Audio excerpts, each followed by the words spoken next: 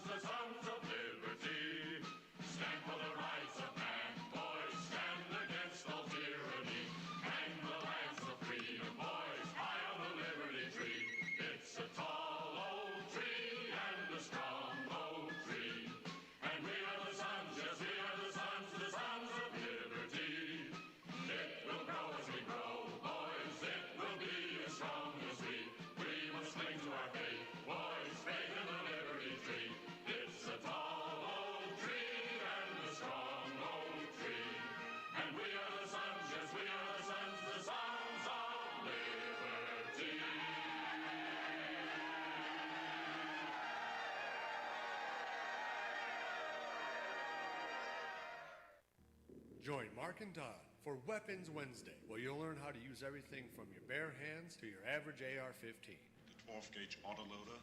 Sure. The 45 long slide. Yep. With laser sighting. You betcha. The Uzi 9mm. Yes, sir. Phased plasma rifle in a 40-watt range. What are you, crazy? Wrong. Okay. They'll talk about that too. So whatever question you have about whatever weapon you have, call Mark and Don on Weapons Wednesday. And remember, your mind is your first best weapon. We all need to prepare ourselves. You might have the food, water, gold, and silver, but ask yourself, are you truly prepared? That's why you need to visit MaineMilitary.com. MaineMilitary.com carries everything you need. Gas masks, fire starter kits, high-capacity magazines, chemical suits, military surplus items, and much more. Do you own a firearm? MaineMilitary.com has a large selection of pistols and rifles suited for your needs. Are your local stores sold out of ammunition? Call or visit them today for prices on hard-to-find ammo and bulk ammo orders. You don't need to worry about having a military surplus store in your area because MaineMilitary.com is the only store you'll ever need, all from the comfort of your computer. Visit them online today at MaineMilitary.com. That's Maine, like the state, military.com. Liberty's Guardian, Guns and Ammunition, a family-owned business located in the heart of Ohio's hunting country. Let us help you find the right shotgun or rifle for you. Or if you're looking for a pistol or concealed carry, we have a nice selection of compact and subcompact pistols for that too. Check out our website at www.libertiesguardian.com. That website again is www.libertiesguardian.com. Go to the website and check out our selection today.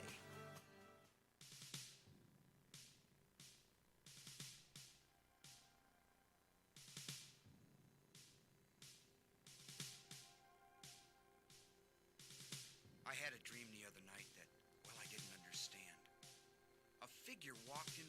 mist with a flintlock in his hand. His clothes were torn and dirty as he stood there by my bed. He took off his three-cornered hat, and speaking low to me, he said, "We fought a revolution to secure our liberty. We wrote the Constitution as a shield from tyranny. For future generations, this legacy we gave. In this, the land of the free and home of the brave. The freedoms we secured for you, we'd hoped you'd always keep. But tyrants labored endlessly while your parents were asleep. Your freedom's gone, your courage lost. You're no more than a slave. In this, the land of the free and home of the brave. You buy permits to travel and permits to own a gun, permits to start a business or to build a place for one. On land that you believe you own, you pay a yearly rent, although you have no voice in saying how the money's spent.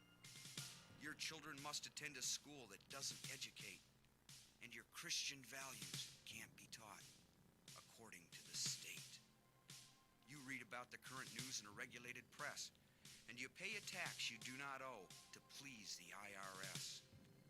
Your money is no longer made of silver nor of gold. You trade your wealth for paper, so your life can be controlled. You pay for crimes that make our nation turn from God and shame. You've taken Satan's number. You've traded in your name.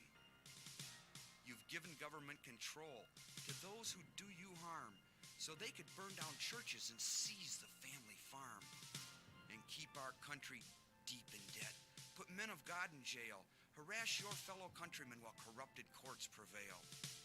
Your public servants don't uphold the solemn oaths they've sworn. And your daughters visit doctors so their children won't be born.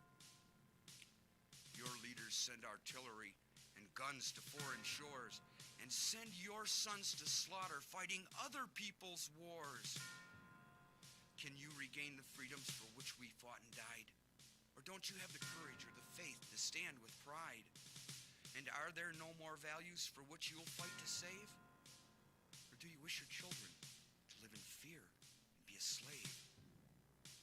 O sons of the Republic, arise, take a stand, defend the Constitution, the supreme law of the land.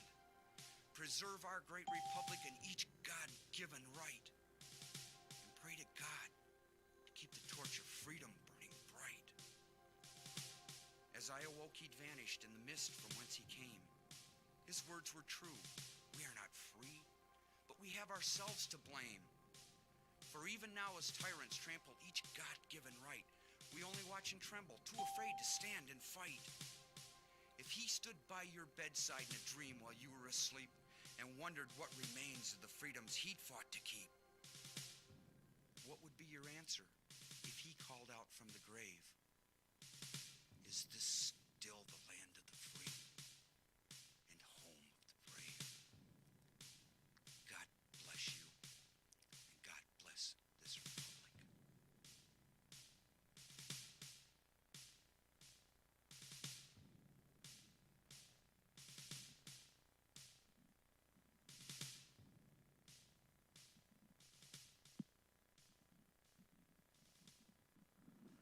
Please, General Custer, I don't want to go. Oh, wait a minute. Yeah, that's an old one.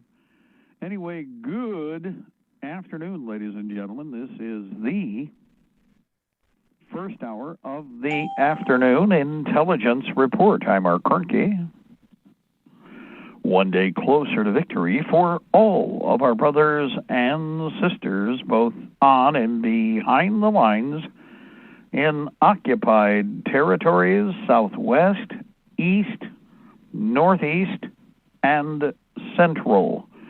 Ladies and gentlemen, you are listening to us on Libertytreeradio.4mg.com, Liberty Tree Radio on YouTube, live stream, and we are on AM and FM micro stations, AM and FM conventional stations, CB base stations, and Ultra Net Hallmark and Golden Spike technologies east and west of the Mississippi, along with Alaska. Good afternoon to all of our friends out there in Lower 49, including the great state of Jefferson and Conus, along with the outlying 2 states, the territories, and the clock. It is 5:09 p.m. Eastern Standard Time.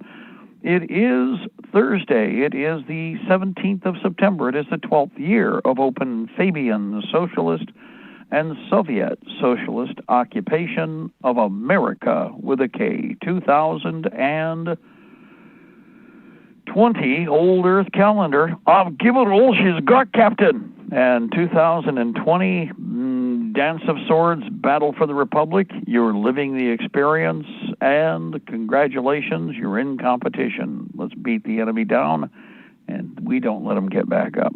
Just that simple. Anyway, it is Thursday. Real quick. Attention, attention, attention. Bum, bum, bum, bum, bum, bum, bum, bum, bum, bum, bum. For those of you who are looking for 380 auto, yes, 380 ACP automatic Colt pistol. Guess what? Over at UNAMO, there is one case. One. There were a whole bunch. When I took off earlier here, I did a quick break and check, and I figured, okay, I'll be able to let you know when the time comes. Well, those whatever plus number of cases they had, they're all gone but one. So whoever gets there first, 380 auto, manufactured by MagTech, only 500 rounds per case, $595, shipped to the lower 48. That includes shipping. Shipping basically is $20 on a case of 500, which isn't bad. What is bad is that you do the math on that price. Okay, 500, wait a minute, back up here. Whoa, let's back up. What's the math? Okay, 500 into 575. Am I wrong? Isn't that $1 a round? Am I wrong? Anybody? $1 a round for 380 auto. When Uncle Mark told you to buy that Gecko ammunition not even a few years ago, last year, 1 year ago, you could buy that ammunition for 23 cents a round, or less, or more, depending on where you went. There was Gecko, there was, MagTech. Well, it was more expensive, but not much. All of a sudden, MagTech ammunition is $1 plus a round. I'm sitting here enjoying my coffee, and hold on. I'm sitting here staring at these prices, and I'm going, ay, chingala, por favor, señor, no comprendo, ay. Oh, ach, scheiße, Auto, was ist los? Ist nicht viel schade, das ist scheiße. Oh, wait a minute. Mon Dieu, qu'est-ce que c'est? Elle est ensemble en terre. Oh, mon Dieu. Yeah, in other words, I think I could keep going.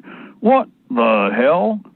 So here's the thing about where you are right now. If you're a shooter and you're coming in, right? Or no, not a shooter. If you're a person who had their epiphany, and I understand how this is, and all of a sudden you might have had a certain number of weapons maybe on the shelf, which you might have inherited, or maybe you bought them because a friend of yours told you, 2 years ago or 10 years ago, you should buy a gun.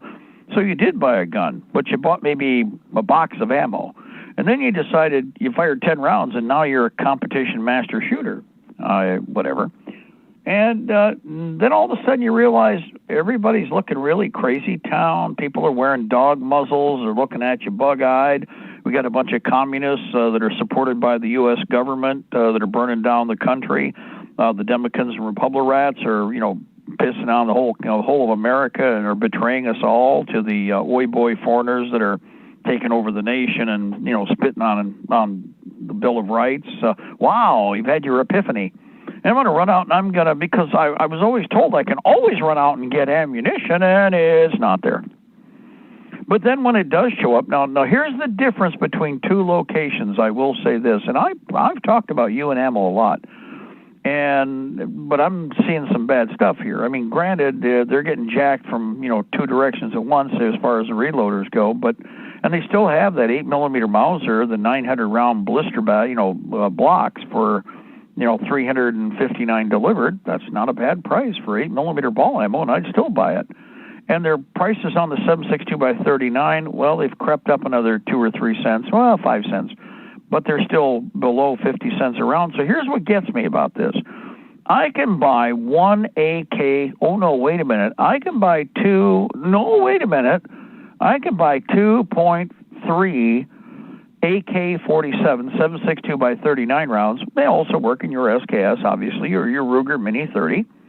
I can buy 2.3 of those for the price of one .380 round. Really? Really? I mean, come on. This is reverse math now. But what it means is, again, when you're looking at that kind of price, I mean, unless you didn't have any, you make more sense to buy this ammunition that's more affordable, even if you didn't have a rifle for it yet. I've told you before, right now in this situation, if you see it and you're going to be buying something in that caliber, you buy the ammo while you can. AIM Surplus sold out all the stuff we mentioned last night, but with the exception, it looks like the 45 is still there. But they did get some more 7.62 by 39, but it's another batch, a different group. In this case with UN Ammo, it's one box. Somebody may buy it, somebody may not. There were a bunch of other boxes, and the price is like, oh my God.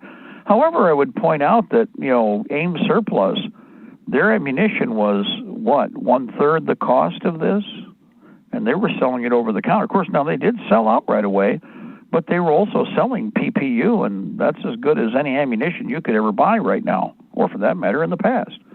So, again, heads up, this is where you were late coming in.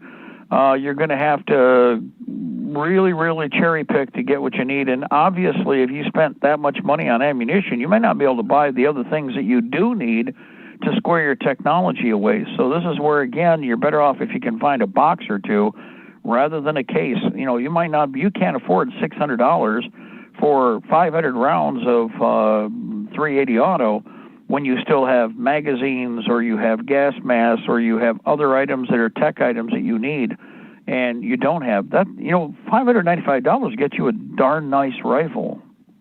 No, actually, correction on that one. Right now, I can still find for under or about $400 a decent bolt-action rifle with a scope on it, with a 3-9 power, and I have enough money left over to at least buy some ammunition for still less than I'm paying for that 380 auto, $1 something around. I can buy a Mauser. This is something, I've been going back and forth on this, the sine wave of prices. It wouldn't be my first choice maybe months ago, but now with the prices of everything, you can buy either a brand new rifle. They were under $250 or $280, right around there. For an American gun with a scope, we went right through the list. Now, the Mausers are a little cheaper, depending on who you're buying them from, and there are a few that are cheaper, not many. Most of the rest are crazy town. It's a collector's item price. But you can get 8mm ammo. You can get some 30-06. Everything else is pretty well, been consumed or eaten up. 270 is gone, which I think tells you something right there, because 270 is usually like that last to vaporize cartridge.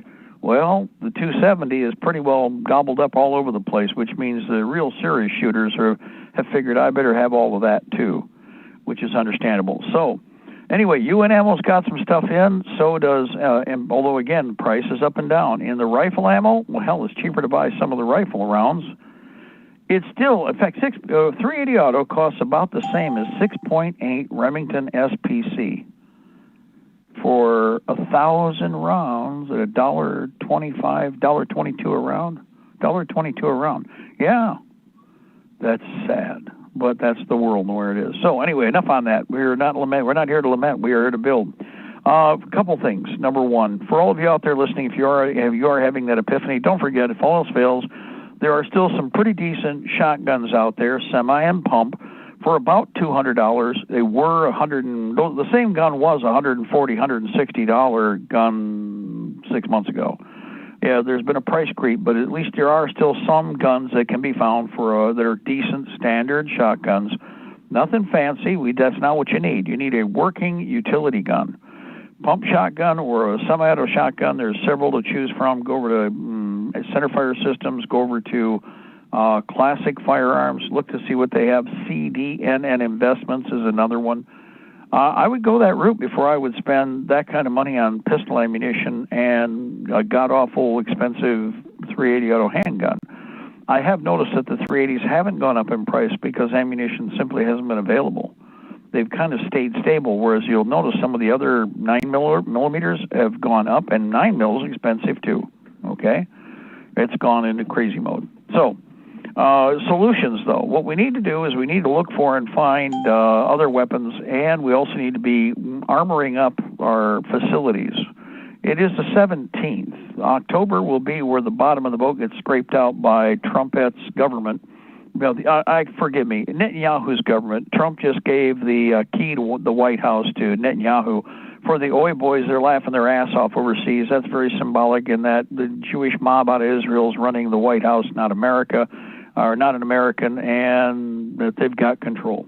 So they were all smirking and laughing and ha. We know exactly what they're up to there. Oi, Gewalt.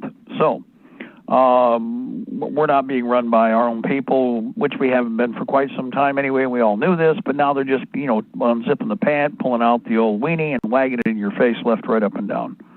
So, congratulations. So, Nuttin' Honey. Yeah, President Trump presents the key to the White House to Netanyahu. Yeah, well, piss on him and piss on the other one, too. Anyway, with that being the case, and the situation continuing, October, they're just showing you that they're going to foreclose or dump on everybody that they possibly can. I think your retirements are pretty well gone. Let's just put it this way, the crosshairs are on those to be gutted. As expected, it's not a surprise. It's just, here it comes. So if October is anything, it's going to be where all the money is slid sideways out of the country over to Haifa, Tel Aviv, Brussels, etc., back over to China, and you'll see the economy locked up. Now, this is the 17th of September. Try to get as much of anything done that you can. Keep putting food on the shelf. Can't emphasize that enough. Dollar Tree has 2 pounds of rice for $1. 50 cents a pound, can't beat it. It's also South American, very high quality. And there's also a lot of other food solutions out there, but you need volume. I cannot emphasize that enough. You need volume. Don't forget rolled oats. If you still have a working grain elevator, you can get food grade, people grade rolled oats by the 50-pound bags for the best price. And you can do a lot with rolled oats. You'll at least survive. You may not have an exciting meal, but you will survive. And you can do a lot of things with adding rolled oats to volume out other foods that you have to make sure that it fills the void, the gut's filled. The idiot sticks and fools that are going to be persnickety about eating, well, let them go to starvation mode. It's not my problem. We need to worry about and deal with taking care of our own first. Our fighters need to be taken care of. Our militias need to be equipped, armed. They need to be fed. Guys, every pound of food you can put on the shelf will also help with the war effort. You don't have to give if I was in the militia myself and I got a bag of rolled oats, I don't care what it is. If you're providing that food, I'll make it work. I've got cooks. In fact, I'm a field cook. I can improvise, adapt, and overcome. I could show you some really neat stuff we could do with C rations or MREs back in the day. And if you have any prison time, let me show you how to make a pizza with nothing. Yeah, make it look like a pizza. Okay, the idea is creative cooking when you're in need for the sake of mixing things up. You'll get better at it. The fools and idiots and incompetents will be left in the dust. Now, this gets us to a point I wanted to really stress, and I've been emphasizing everybody I've been talking to. We need fighting militia units. You guys that are organizing, you better get your act together, and you better have a team effort. You better be working as a team. You better figure out whose job is which. Make sure that everybody knows everybody else's job in the process. And we need you guys, everybody out there needs to continue building. But we also need support units. The shallow end of the pool is to have the fighting units squared away, but then you're in a vacuum with regard to all of the other things that are needed. Logistics on a massive scale needs to be at the tactical level, not centralized with some kind of strategic control. That is what will get you killed. That will destroy, that will bleed us out fast. Centralization kills in a battlefield situation like this because the enemy is planning on trying to use their conventional assets against what they perceive to be conventional targets. So we have to disperse at the lowest possible level all material support. This is why you out there listening are so critical to the war effort to defend liberty and the Bill of Rights in the United States against the Republicans, the Democrats, and working for the foreigners who have already bought and paid the suckers. They're setting us up. One way or another, the idea is just to promote a bigger police state with a handful of skunks being in charge and us, like sea lions clapping to our demise. That's not going to happen. You all need to, again, you're going to have to get motivated. We got time to do it. There are still a lot of things that can be accomplished. Some of this is going to be on-the-job training. With regard to logistics, again, break down items into a 20 or 25 pounds or less increment with regard to weight. Don't pile stuff up into big barrels. You can do clothing in barrels. Remember, barrels are great. 55-gallon plastic barrels are great because you can roll them on their side. You put them on your side and you roll them. That's what they were designed for. That's what casks were designed for, so that a stevedore could move them. Now, the thing is, the average young person or old person needs to be able to help and join in this effort when it comes to supply and support, because you never know who's going to be available to move things. So understand that anywhere from 20 to 25 pounds is about as heavy as you want to go for all of your logistics, terrain, components, anything that's packed or whatever. Go take a look at the weight of a 50 caliber ammo can loaded.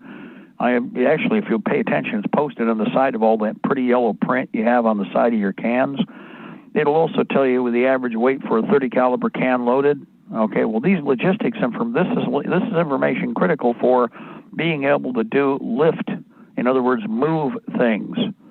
Now, bags of rice or bags of food or buckets of food or whatever, it's kind of like a 5-gallon pail is really convenient, but if you fill it full of lead, like lead bullets, you ever done that? People have, and then they find out my arm's strong. Ain't his arm as strong as I thought my arm's was, okay?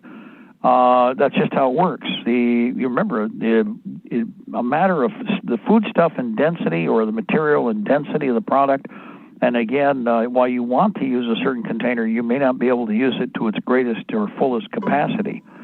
Now, with buckets and barrels, 5-gallon pails are really great. Kitty litter buckets are really great. All of these are smaller containers, easy to manage. They have their own carry system.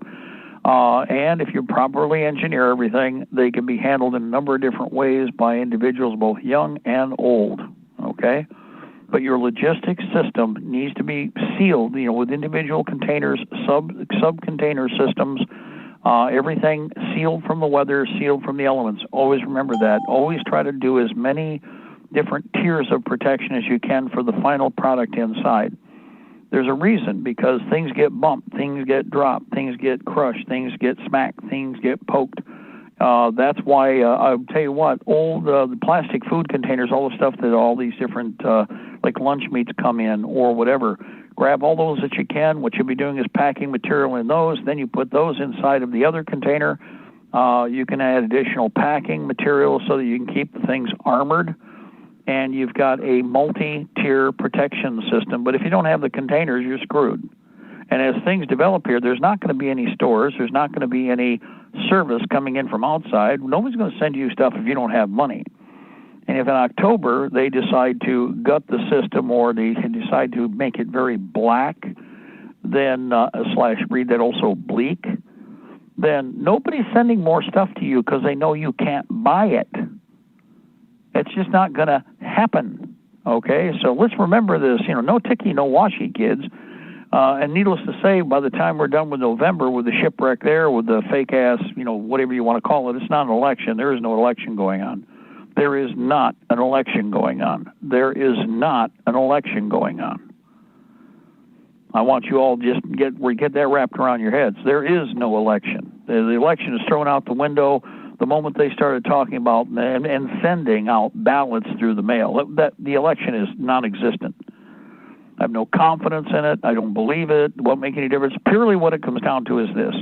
Whatever the kosher mafia tells the snots in our government to do, the peons and the bureaucrats and the buttlickers are going to do it. So whoever it is that they decide to plop into that catbird seat in the outhouse on Pennsylvania Avenue, that's what you're going to get. That's all there is to it. Everything else, done.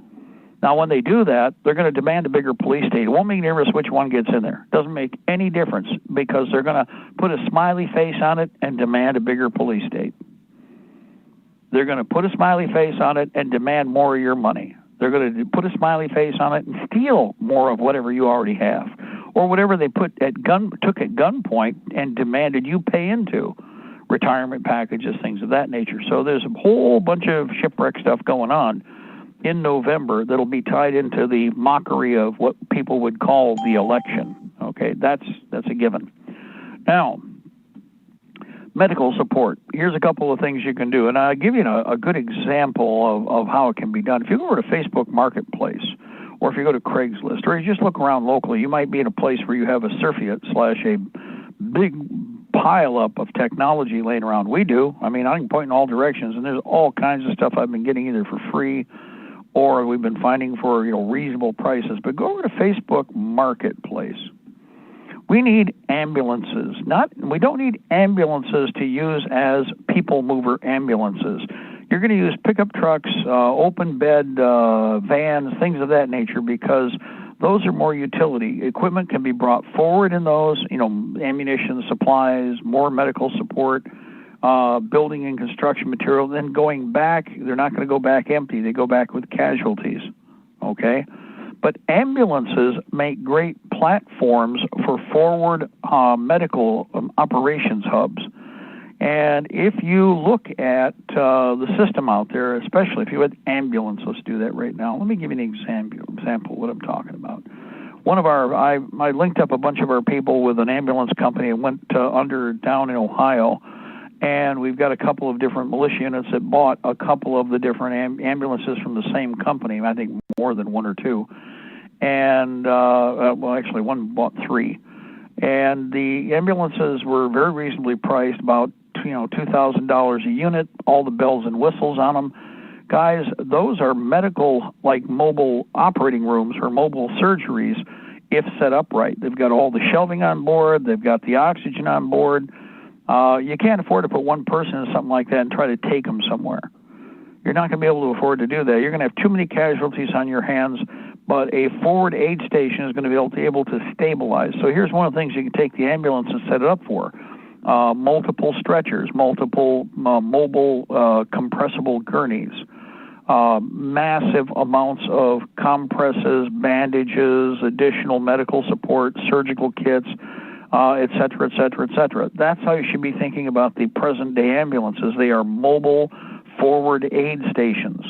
If you know how the U.S. military operated and has operated with its development of medical support, think of the ambulances as your mobile unit where you can put it back behind the fighting, and as the personnel come back, you're going to be able to, do your sorting and separating and prioritizing for evacuation and for support. They have to be stabilized. That's what you're going to use that mobile unit for. And by the way, you'll still set up tents, other technology. But look at that ambulance as a self-contained surgical area or medium or light surgical area where if you have to bug out, everything's on board and you don't lose anything critical. That's something nobody thinks about. So everybody thinks, I'm going to have time to pack. No, you're not going to have time to pack. You're going to have time to grab stuff, throw it in the back of something, and run. But if it's already in the back of something and it's already organized, even if you fumble a little bit and you jumble stuff up, the basic technology is always ready to use, always ready to put back in service. And that's why these ambulances are an excellent choice. Now, some are goofy priced, but you can find a quantity of different vehicles laying out there and, in fact, whole fleets out there. Best example, $2,500 for an E350 or an E450 Ford ambulance, completely kitted out, everything on board, all the technology intact, not been used for a construction van or, whatever. There are a lot that have done that, and people have picked those up and bought them and used them anyway. But you've got a whole little fleet, 94, 95, up to 2009, and the vehicles are pretty much basically the same. Do you need all the lights, bells, and whistles? Not really critical, but you remember you can always tactify those by covering them up, make canvas covers for them. That way the light bristle isn't there, but you might need the white illumination lights for whatever conditions, not conducive to safety and survival. And when the time comes, if the bad guys are shooting at everybody, and by the way, our government will shoot at everybody and anybody. They don't care who you are. The military will be shooting medical personnel just as quickly, and the police, as they will anybody else. So don't think you have some kind of magic force field. That doesn't exist, okay? The big thing is that, again, we have the ability to put a lot of support technology online within a very short period of time and make it work for us, okay? But you guys are going to have to make a decision. That's in the medical end. Also, tending, if you're going to go with the mobile units but use, for instance, temporary housing, that's fine. But what you need to do is make a point of establishing a system now. You better get in high gear. We need to get it done and out of the way and get on to other things. And there are a number of different options. I think somebody had a boo-boo with one. There's an ambulance here for $2,000. It's an 86, but it looks like a tree snagged her. Again, $3,000 or less will get you a serviceable ambulance in decent shape. You spend more, you get more, but not that much more, really. Another thing that people have been asking about is, what about, for instance, fire trucks? Well, yeah, we've talked about that. Fire services are something we're not going to have enough of. We are going to need more, and we're going to have to build our own. Don't expect the corporates to do their job. They're going to be more and more politicized step by step, day by day. So you need to be ready to deal with the problems personally, and that means, establishing and putting together the equipment and technology yourselves. This is where, again, we don't just need fighting units. We need militia units out there that are medical support, that are communication support, that are transportation. Somebody else is asking, well, what about like the little buses? Yeah, the small buses are great for using for medical support too. For that matter, communications hub or communications vans basically is what you use them as. The small buses are easy to convert out. You've got additional, you've got extra seating. Remember, you are going to have manpower to move. You take some of the seating out, you leave the rest of it in. You don't dispose of it.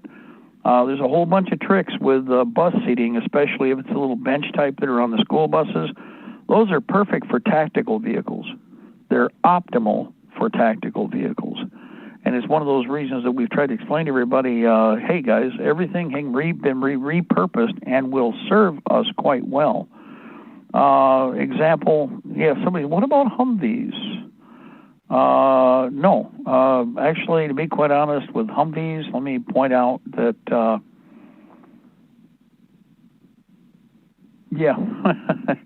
too expensive to maintain, and there's the parts compatibility. I mean, if you got them, you got them. If you're already using Hummers and Humvees, run with them. But start piling up all the parts you can, collect everything you can, try to find more that are laying around. And if we were to capture more, if we were to acquire more, I would route them towards units to put them in hubs. I would not integrate them amongst other transportation or tactical units. Why? I want to keep all my spare parts together. The Humvees/Hummers are abysmal for parts. There are many variations in the model under the hood. So you want to keep those vehicles together in one lump and tactify them that way. It's like if I had Ford and I had, oh, wow. If I had, for instance, a Ford or I had a Chevy or I had a Dodge, I would take the Dodges and route them to the Dodge fleet. If I had a Ford, I would run them to the Ford fleet. I wouldn't be mixing the vehicles if at all possible. If I had chassis that were being used for APCs that are trucks and there are different models, I would try to keep the units together in terms of undercarriage and drivetrain, because that's really where the aches and pains are going to take place and where the hurt is going to be. Okay? Interesting. And somebody's pointing out there's a couple of ambulance fleets that are out there right now. I know, I've looked at them. and I pointed a bunch of people towards one, which is why the one disappeared from the Facebook, because we cleaned them out. But again, there's buses, school buses can be used. If you do that, remember, it's a bigger, everything's a target. Government's, figuring they're going to raise mayhem. They're going to, whatever the Israelis tell the U.S. government to do to rape, kill, pillage, and burn the American people when the time comes. Now, I'm taxpayers. I'm not talking about Black Lives Matter. They'll be working with Black Lives Matter. They've already been working with Black Lives Matter. They've already been working with Antifa. Antifa could not exist in this country if the U.S. government weren't promoting it. It's that simple. The level that they have been operating, I'd like to ask everybody, how do you think they've been functioning without, the government intentionally turning a blind eye and promoting their attacks of the American people? The purpose for that is to create and promote a larger police state in America, and you're supposed to beg for it. Okay? Otherwise, it wouldn't happen. If you go watch, let me do this. For all of you, maybe some of you are new listeners. I'm going to tell you what to do to get you up to speed real fast. I want you to go watch America in Peril. Now, we have copies of that, and you could donate money to Liberty Tree Radio and buy a copy of America in Peril, which is not a problem. We would like you to do that. But since a lot of people are in a hurry, here's another way you can do it real quick. If you want a good copy, you can get a copy from us after you see this. Go over to YouTube and punch in American Peril Mark Kornke, Koernke. That's me. Go watch American Peril, the first video. Go watch it. And you need to watch it all the way through, and you need to be patient and listen to what I'm saying. Listen to what we were talking about. Now, I know that a lot of people then have their next epiphany because it's like, well, listen, I told you so. Well, that's happening. Well, that's happening. And then there, of course, so don't worry, there will be your jackass naysayers who are going, well, everybody knew that. No, everybody didn't know that. In fact, people were in denial. We're in denial the whole while we were doing American Peril and after we did American Peril. And there's a whole bunch of asshats, idiots, and incompetents that have brought us to the destruction now because they would not listen to everybody who did know what was going on. And guess what? It's a big I told you so. And those dumbasses help the enemy. It's like I've said, you know who will sink this country? The moderates. You want to know why? They'll betray everybody else every time. We got to make a deal. And so what they'll do is they'll sidle up with the communists. They've already been trying to do this. There are idiots who drank that Kool-Aid. You've got these communists out on the streets doing what they're doing. Oh, we got to support Black Lives Matter. We got to support. They're with us. No, they're not with you. They're designed to be the ones that they're standing there, and while you're all sitting there with a dumb sheep look on your face, or you all think you're standing there together and you're all cheering, you feel that sharp pain between your shoulder blades. That's that backstab knife coming from that communist you let into the camp. I've seen this before. But this historically is exactly what happened in Russia, and it's exactly what happened in China. You know how communism gets into play and into power? The idiots who are stupid enough to think they can make a deal because they're going to be reasonable, they're moderates, yeah, and they'll get you killed, okay? It's that simple. They'll get you killed. So for all of you out there, again, go watch American Peril if you haven't watched it before. And when you watch it, you're going to go, and then you're going to come back. And now I'm going to explain something here about what I've been saying about this whole thing with Antifa operating the way it does. How could Antifa operate in the United States? How could it function when we have an organization called FinCEN? How does Mr. Soros, and Soros is always mentioned, but it's not Soros. In fact, it's the two generations down the road after Soros, the big guy, that are the ones that are doing all the dirty deeds. Guess what? Who's Hillary Clinton's daughter married to? Chelsea Clinton. Who is Chelsea Clinton married to?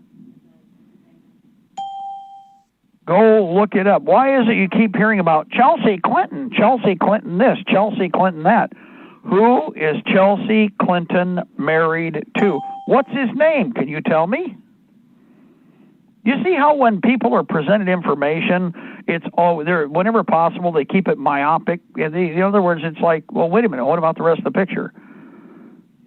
Okay, but when you do that, you find out it's a Soros, then you're going to go, yeah, then you're going to go, oh. Then you get to have another epiphany. Then it helps you to understand, wow, that's why they're not doing anything about it, because your government is what's doing it. Repeat. I'm sorry, caller. I heard a voice there. We said it was Soros' son. Isn't that who Chelsea's married to? I'm sorry, you're a little, it's not that I'm trying not to hear you, but for some reason you're a little fuzzy. I don't know why, but go ahead. Repeat, go slow, repeat again. Soros' son. I think it's a nephew. I don't think it's a son. He's actually, remember, Soros is, okay, well, you got the right idea. He is a, and if he is a nephew, I would assume he might be a grandnephew, because Soros is in his what? In his 90s, right? Yeah. Okay, which means that the next generation would be about 70, so that would be his son, and the next generation would be 50, that would be grandson, and Chelsea, well, she probably marry whoever she's told to marry. It could either be a grandson or, again, a great-nephew, but she's not a spring chicken either. I mean, she's been around for a while, but she's still not that old, so it doesn't mean that, they won't marry off, especially with royalty, because remember, we're dealing with people who believe and actually embrace the idea that they're royalty, that what you've got there is she's married into this other operation whose primary mission is to what? Burn down the country. Everybody knows who Mr. Soros is, even if they try to feign ignorance about everything else, but everybody knows who Mr. Soros is. Well, Chelsea's tied right in and literally joined at the hip with them. But then again, so is Hillary. I mean, but she's there as a business partner, et cetera, et cetera, et cetera. Well, don't forget Bill. Hey, Mark. So go ahead, caller, jump in there. Hey, this is Mitch from northeastern Ohio. I didn't want to pull you in a different direction, but I know some of your guys are heavy into reloading, and I didn't know what their brass situation was. I ordered from a company out of Houston, Texas here last week, and I got some 9 and 45 brass in, and it just came in yesterday, and it seems to be pretty good stuff. Came from Capital Cartridge. Not sure if it's ever been mentioned on the show before. I've never heard it mentioned. I got 1,045 brass mixed head stamp for $57 and 1,000 mixed brass and 9mm for $54. Free shipping on $100, over $100 order. I don't know if you want me to give out the website or not. Yeah, no, go right ahead. In fact, go slow and give the website out 3 times, please. It's capitalcartridge.com, CapitalCartridge,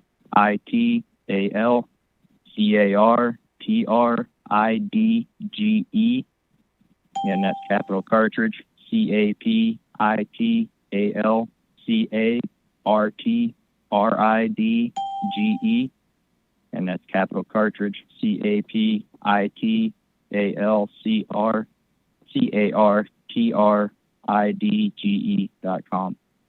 I got their phone number here too. They're out of Houston, Texas, 832-831-2684, and that's 832-831-2684. That's all I had for you. Excellent. No, I appreciate that, because there are people that what they're short is brass. They can cast bullet. Real quick on that note, guys, remember, if you are casting your own bullet, you've already got brass, which you just brought, and you're going to go to Capital Cartridge, but you're short bullets and you're going to cast bullets. Here's a little trick to save you a little problem with leading. Go over to YouTube, take a look at some of the videos. There are dozens, if not hundreds, of videos on copper plating. There are all kinds of little industry tricks. You can set up your own plating company or a little plating operation and do it in the garage or wherever you want to. And you copper wash plate the lead projectiles, and you've reduced your lead buildup dramatically. So combine you got virgin brass, you got primers. Primers are the next issue. Did they have primers? They have brass. Do they have primers? No, all they do is just brass. I lucked out and actually found some primers here local from a guy that used to do gun shows, because I didn't have quite stocked up what I really needed for the long haul. But I know they also did have some 223 and 308 brass, but it's well, like you keep saying, 6 months ago it was one price and today it's another price. But those two calibers have kind of crept up. But I noticed the 9 and 45, it stayed pretty much, what it was. But no, they only do brass. They don't do any primers or projectiles. I know Extreme Bullets out in Nevada was out of most all the 9 and 223 that they had in stock. They have some of the other calibers, but they're out of them just like everybody else, and that's who I usually go to for bulk bullets. Excellent. Well, again, that was good enough for what it's for. The big thing, I believe, we haven't mentioned Natchez. Check Natchez Shooting Supply for primers. They seem to be one of the last whenever it comes to running out. So if anybody has any in good quantity, Natchez Shooting Supply may still have primers, or at least they'll be like everybody else. Whenever the stuff comes in, you got to catch it when it comes through the door, but at least they're getting it in. So that would give us because I know primers have been another thing everybody's been scratching their head over. It's expected. I mean, come on.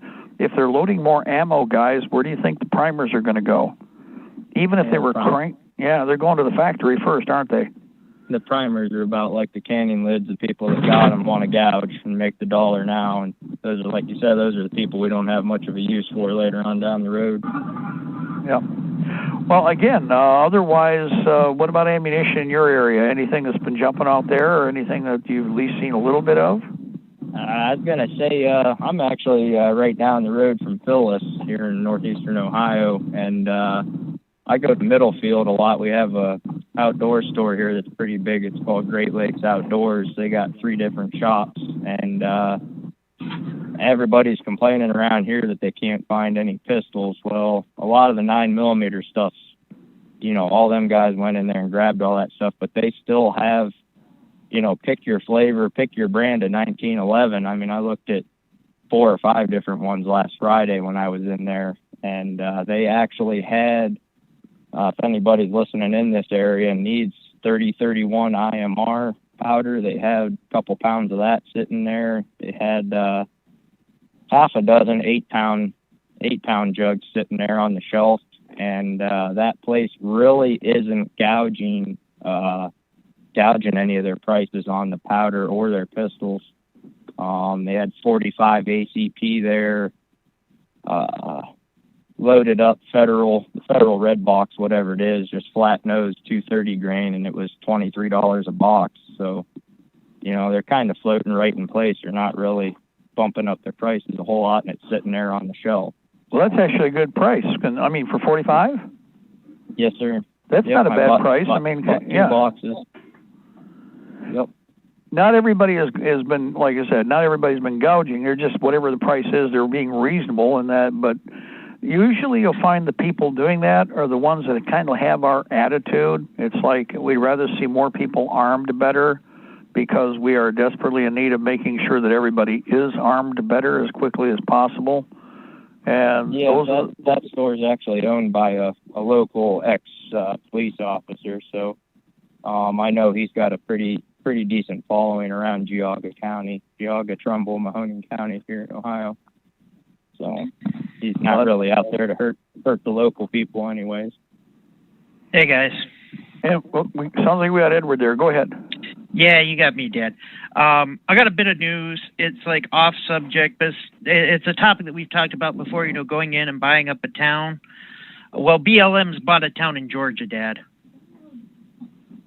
And their whole thing is, we can have Wakanda, we just have to build it. So I guess they think they bought this land in Georgia. They're going to find vibranium or something down there that's going to fuel their economy.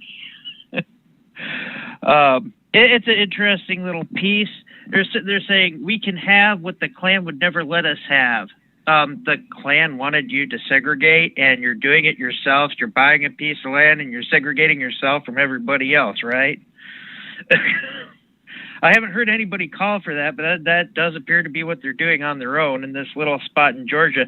And I'm curious as to whether or not, if they decide to continue on with the Black Lives Matter riots, will they be rioting in their own streets once they have to hire police and whatnot? Well, they'll have to teach themselves a lesson because they're from the organization to end organizations. After all, the anarchy symbol is in that mix somewhere. So how are they going? They have to unorganize. It has to be an unorganized organization, which means it's an oxymoron. So. I found it funny. One of the guys who does the comic book stuff actually brought it to my attention because he's like, "You're not going to believe this. They think they're going to build Wakanda in Georgia, just because they bought the land. They don't understand the economics of what they're talking about doing. They bought 97 acres amongst 19 black families, and they're talking about building a city like the size of Detroit there, which right. I don't think 97 acres is enough for that. Well, it's a good start. It'll be fun to watch. I mean, and what do they mean by a city the size of Detroit? Well, they're comparing it to a fictional city that does not exist in reality. Well, haven't they had all of these fine cities? I mean, they got Detroit before. They have Atlanta. I mean, Atlanta is basically a black city with some white people around it. So, I mean, all the metropolitan areas, I'm always fascinated by this, all the metropolitan areas typically have a black mayor. They have, if you go out to Seattle, which, by the way, is mostly white, pasty-faced, people that ran from California, all the political correctness you could possibly want is there. They had a black police chief. They have, basically a quadriplegic homosexual Eskimo for mayor, who, of course, will tell you to to hire blacks rather than whites under any condition. I don't think we have a problem with them doing that. Again, question is how long it'll last. But I thought it was a good example. It took 19 families to get together and buy up a abandoned town. We've talked about doing that before on our side. Of course, when the mainstream media hears about that and it's a group of white people trying to buy up a town and, keep other people out, it's evil and bad and racist. When this happens, it's such a good thing. I linked in the Discord to Mail Online, which is a UK website, which is where the other guy got the article that he sent me. So you guys check that out. It's about 5 days old, so other people may have covered it. I just thought you'd find that interesting. But it's a good example. We have cities like this in Michigan, in Ohio, here in Texas, where you could just go in and buy up property like this if you did it as a whole. Now, these are fixer-uppers. They're not like it's not like you're just going to plop in and get things going. That's one thing that they're finding out with this one is that they have to redo the water. They've got to redo the storefronts and everything because, it's sad. It indicate, hey, I don't know, it's in Georgia. I'm wondering if that's one of the cities that they helped burn out and destroy. I'm sorry, but well, it's anyway. Also, again, even if it's at least they should have a little better weather. I mean, they don't really get snow down there, so they've got a little more working time, but we'll have to see how. Yeah, but it still gets cold, and if there's no preventive maintenance, roofs can go bad. I know. All kinds of fun stuff that can be wrong with property like that. But anyway, Dad, I got to let you go because Shelly's calling me. We're close to the top of the hour. I will give you your break, and I will. And for everybody out there, again, this is why, like we said, thumbs up. Let's see what happens. I don't think I need to guess, but we'll see how that works. Again, I am sure that there's at least one person out of the 19 families whose job it is to find government money to. I can imagine where it's going. It will be just like Detroit. It will be just like Chicago. It will be just like Baltimore. It will be just like Boston. It will be, I can go right on down a big shopping list of where they are. Cleveland, it'll be just like Cleveland. Oh, wow. Yeah, that's not probably going to be your first best choice, but we'll see what happens. It'll be exciting. It'll be dynamic. Meanwhile, again, the shipwreck is coming, so let's square ourselves away for that. And one more time before, again, Capital Cartridge. capitalcartridge.com for a couple of the other, in fact, somebody says capital. No, it is brass as in virgin brass, new manufactured, and that's capitalcartridge.com. And if you get a chance, take the time, go over, see what they have left or what they have in inventory right now. And you can, of course, reload. If you can't buy it, you still can reload it cheaper, but you're going to have to start collecting all the rest of the components. And we have talked about this many times that if you're going to do it, you got to, commit yourself. And I don't mean committed as in send you to the crazy farm guys. What you need to do is make sure that you get yourself committed to what it is you're going to do, and then step by step go down the shopping list, because there is a lot that needs to be accomplished quick. And reloading is it's a skill. You're learning a skill that is part of the many things that you need to actually understand. So one way or another, if you commit to it, you're going to be doing everybody a service, and in the process, amazingly enough, once you understand it, you teach others. Because you need more hands working in the reloading shop when the time comes. Ka-chunk, ka-chunk, ka-chunk, ka-chunk. You'll find out if you wanted to do it right. Anyway, we are at the top. We're going to hear the music here in a minute. For everybody out there, it is Thursday. We've had a really nice, beautiful day today. Got some painting done. Got a few other mechanical things done and out of the way. If you are looking for ammunition, I will tell you to hawk. Pay attention to AIM Surplus. They just got a few other items they posted this afternoon, but they sold out of several others. That's just the nature of the beast and the way things are. God bless our republic. Death to the New World Order. Shall prevail, ladies and gentlemen. The empire's on the run. And we are on the march both day and night. Hoorah. Kick them a slats, beat them down hard, don't let them get back up. They are going to try. We're just not going to let them. And we will be back here for the second hour of the Intel Report. It is Thursday.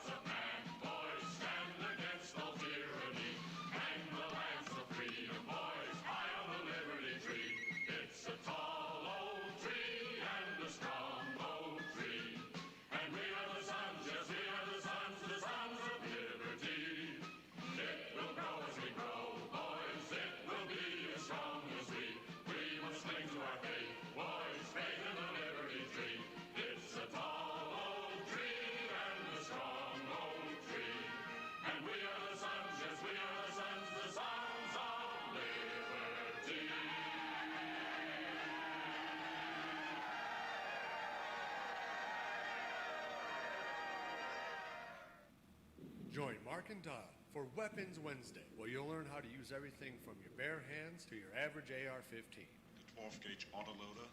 Sure. The 45 long slide. Yep. With laser sighting. You betcha. The Uzi 9mm. Yes, sir. Phased plasma rifle in the 40-watt range. What are you, crazy? Wrong. Okay. They'll talk about that too. So whatever question you have about whatever weapon you have, call Mark and Don on Weapons Wednesday. And remember, your mind is your first best weapon. We all need to prepare ourselves. You might have the food, water, gold, and silver, but ask yourself, are you truly prepared? That's why you need to visit MaineMilitary.com. MaineMilitary.com carries everything you need. Gas masks, fire starter kits, high-capacity magazines, chemical suits, military surplus items, and much more. Do you own a firearm? MaineMilitary.com has a large selection of pistols and rifles suited for your needs. Are your local stores sold out of ammunition? Call or visit them today for prices on hard-to-find ammo and bulk ammo orders. You don't need to worry about having a military surplus store in your area because MaineMilitary.com is the only store you'll ever need, all from the comfort of your computer. Visit them online today at MaineMilitary.com. That's Maine, like the state, military.com. Liberty's Guardian, Guns and Ammunition, a family-owned business located in the heart of Ohio's hunting country. Let us help you find the right shotgun or rifle for you. Or if you're looking for a pistol or concealed carry, we have a nice selection of compact and subcompact pistols for that too. Check out our website at www.libertiesguardian.com. That website again is www.libertiesguardian.com. Go to the website and check out our selection today.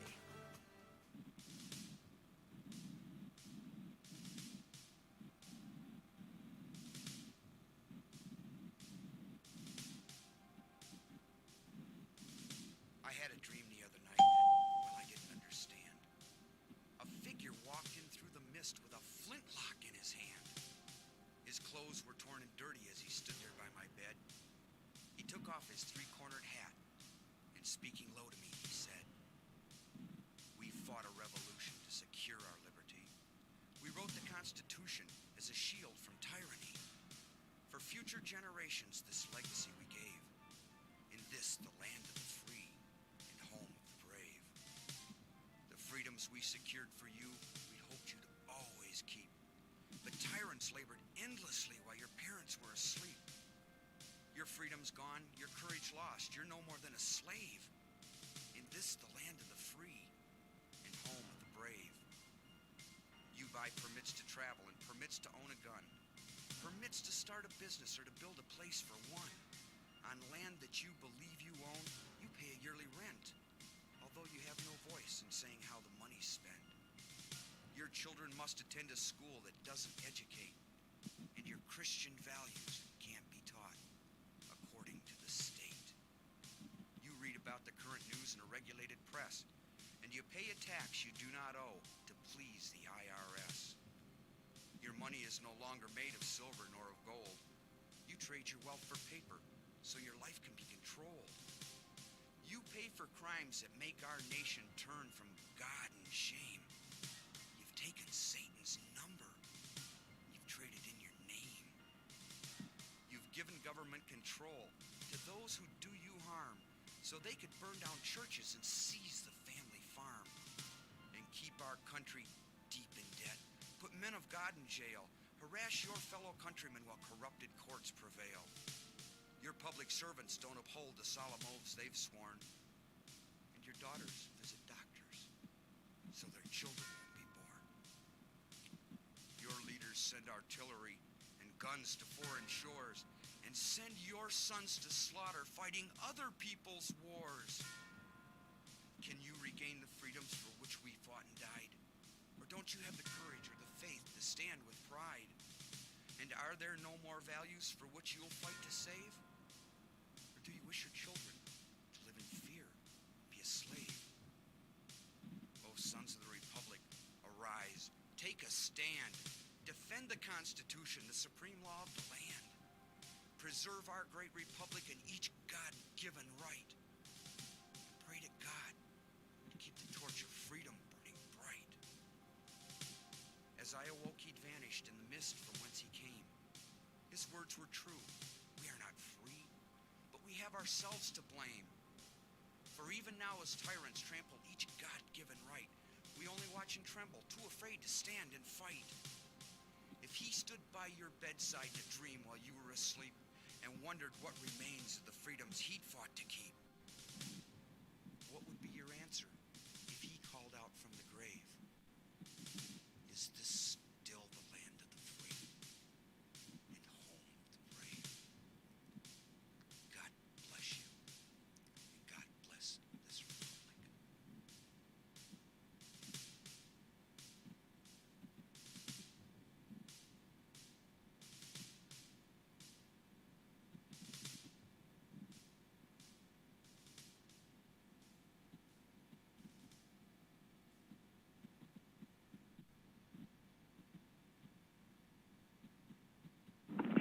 And good afternoon, ladies and gentlemen. This is the second hour of the afternoon intelligence report. I'm Mark Corky.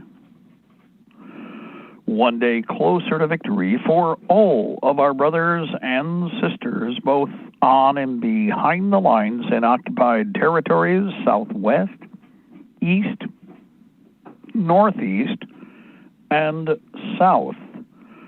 ladies and gentlemen. You were listening to us on libertytreeradio.4mg.com, Liberty Tree Radio on YouTube live stream, and we are on AM and FM micro stations, CB base stations, and UltraNet, Hallmark, and Golden Spike Technologies east and west of the Mississippi, along with Alaska. Good afternoon to all of our friends out there in lower 49, including the great state of Jefferson, along with CONUS, the outlying 2 states, the territories, and the clock. It is 6:10 p.m. Eastern Standard Time. It is the 12th year of open Fabian Socialist and Soviet Socialist occupation of America with a K, 2020 Old Earth calendar, 2020 year of the Dance of Swords, Battle for the Republic, the adventure continues, / we're in the competition for our lives. It is Thursday. We've been talking about a number of different subjects, logistics, tactical support. Interestingly enough, I was trying to find a number of other, they still have. I'll add that to the cart so I don't forget it when I know where to find it. That way I won't lose things if I look like I'm buying it, even if I'm not.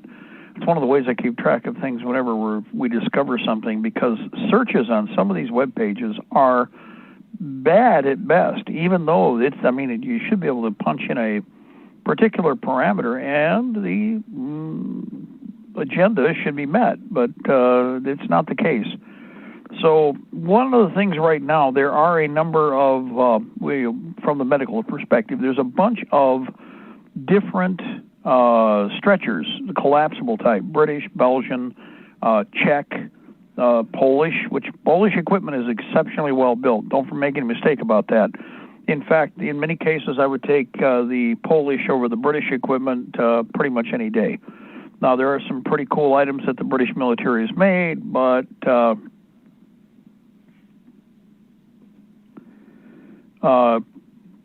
one of the things that I find is that it's unique, but maybe not as well built as it should be. So that's one of the reasons I peruse the different foreign nationalities, the Czech, Romanian, Bulgarian, Polish, and confirm, see if they might not have an equal to or superior product that would be of use for our, for what it is that we're doing right now. We have found that has been the case with, for instance, medical hardware. There are a lot of items out there in the medical hardware category where we can, basically we're looking at a much better price, better quality product in general, and you really can't beat it for what it is, committed to. So one of the things is, again, it's a matter of how many are available, because it's only a matter of time before they run out. After all, the word is surplus. It's not brand new product / going to be there forever. When it's gone, okay? And as a matter of fact, I'm looking to see,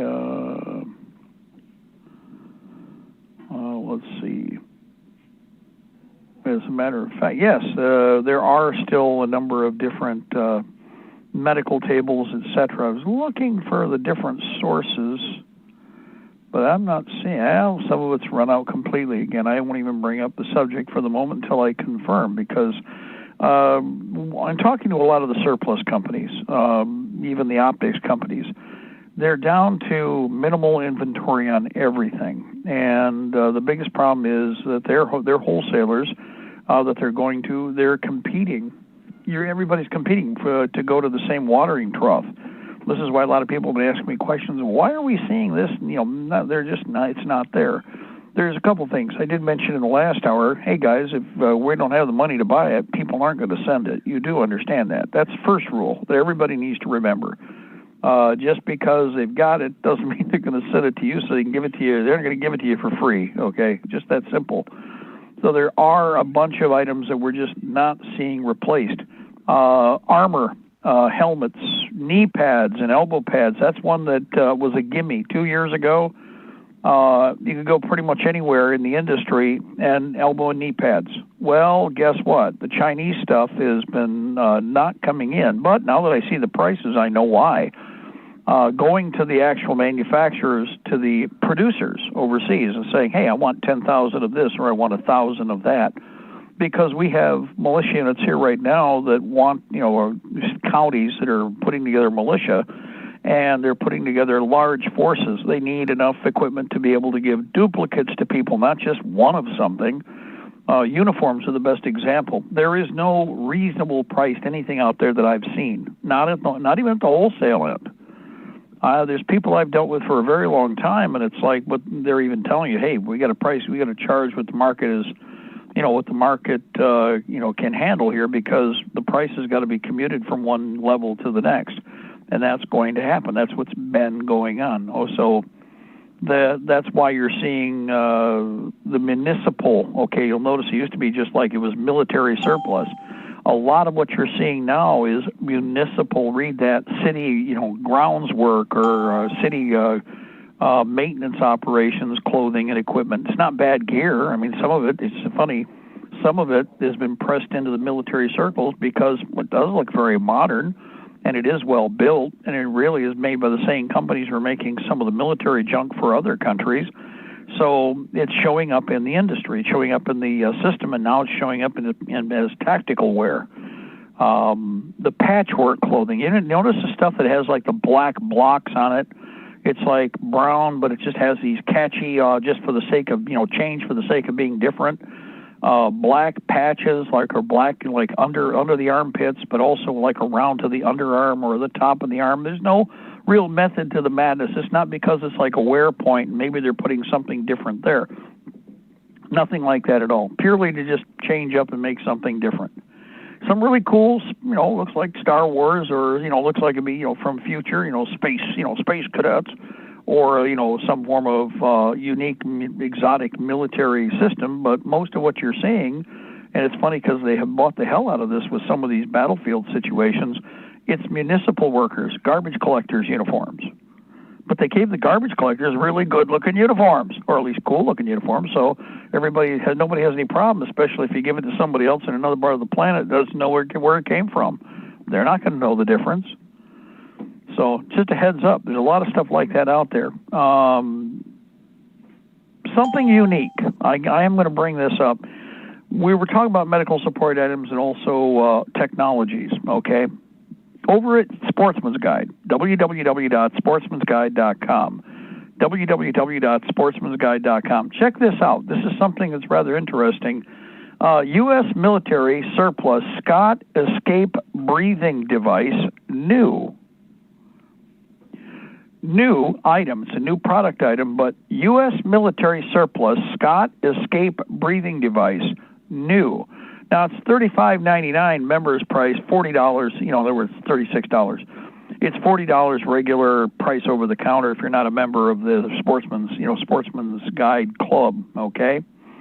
But anyway, U.S. military issue, made in USA by Scott, 1980s era. The item number, the service number is NSN 4240-01-116-988. Not relevant for most, but some of you might use the number. Includes plastic shroud and oxygen generator. Sealed in original plastic storage case. Instructions printed on front of case. In other words, picture instructions designed to be crude and rude. Note, for collectability only, not for safety use. In other words, we don't count on it. The Scott Escape breathing device was originally standard emergency equipment for labs, military test facilities, and other environments where sudden atmospheric contamination could occur. Airtight plastic shroud fits tightly over the head. After donning the shroud, pulling the pin on the connected box would begin a chemical reaction, generating a positive airflow of fresh oxygen for up to 15 minutes. A rare find and a fantastic addition to any historical gas mask collection. Unlike a typical gas mask, the Scott Escape breathing device uses no filter. Instead, it creates a completely closed system of freshly created oxygen inside the shroud. Positive pressure pushes back against any leaks in the system, keeping out any outside contaminated air. Hopefully, the user could then make a quick exit no matter how toxic the outside air had become. Originally designed to generate approximately 15 minutes of breathable air, now expired, includes plastic shroud and oxygen generator sealed in original plastic storage case. Instructions printed on front of case. Please note, for collectability only, not for safety use, etc., etc., etc. Well, I don't know. If somebody pulled them out and tried and pulled the pin to see if it works or not, I mean, it should be pretty straightforward. Now, again, this was a self-contained system. These are still out there, by the way. They're actually new production, I'm sure. They may have changed the poly material they use for the hood. That would depend upon threat environment. But what's interesting is, again, this is designed to be a self-contained system. And I don't know if it's using soda. I'd be curious about this. I have not had a chance to go over it. I just ran across this. And it's one of those things where you might want to take a look. And if you're familiar with it, if you were the government, you might recall they had a bunch of these that they delivered to the government agencies around 9/11. Remember those? They got them, you didn't. Remember, in other words, your tax dollars paid for it, but only the chosen had the technology. The rest of you peasants, piss off and die. They didn't care. They just made sure they got theirs and you didn't have yours, that's all. You didn't have any. They didn't care. So anyway, it's an interesting little unit. It's U.S. military surplus Scott Escape breathing device, new. It's over at Sportsman's Guide. You might want to check it out to see what's there, but it's an example of some of the stuff that's been popping in from the DOD and from the government service agencies that you're going to see. Again, every once in a while you're going to see it drop out into the system.